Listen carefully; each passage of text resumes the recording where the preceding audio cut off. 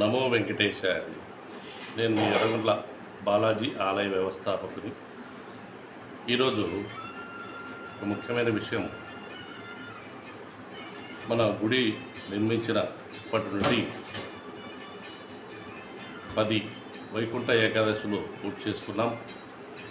11వ వైకుంఠ ఏకాదశి రేపు జనవరి 10వ తారీఖు 2025 10వ తారీఖు వస్తుంది.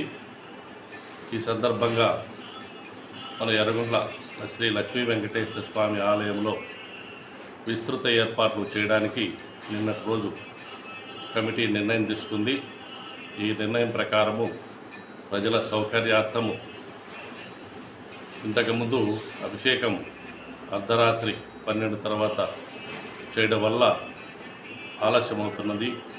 ప్రజల దర్శనం కూడా లేటుగా అవుతున్నందువల్ల అలా కాకుండా ప్రజలకు సౌకర్యార్థం ప్రజలు త్వరగా స్వామివారిని దర్శించుకోవడానికి అనుగుణంగా అభిషేకం 9వ తారీఖు రాత్రి 7 గంటలకు అభిషేకం మొదలుపెట్టి అలంకరణ పూర్తి చేస్తాం.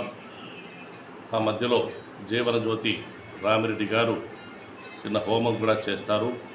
తదుపరి 12 గంటలకు స్వామివారి అలంకరణ, దేవాలయం అలంకరణ పూర్తి చేసిన తర్వాత 1 గంటకు 7 వాకిన్లు పూజ చేసి ఈ ద్వారాలు ఓపెన్ చేయడం జరుగుతుంది.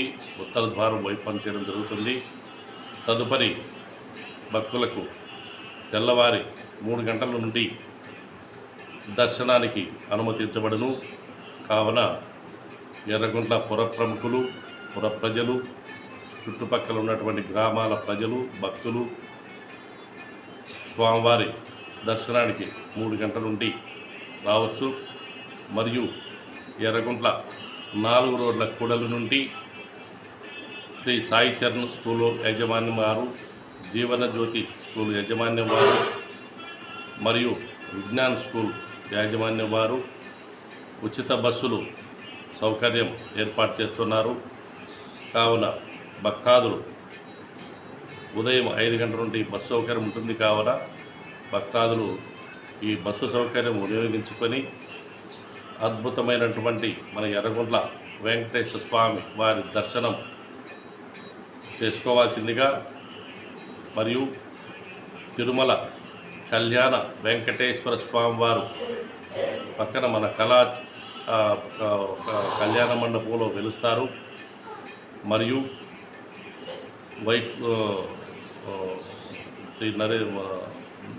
నర్మదా నది నుండి ఓంకారేశ్వరుడు, అర్ధనారీశ్వరుడు స్వామివారు అక్కడ కళాక్షేత్రంలో వెలిసి ఉన్నారు.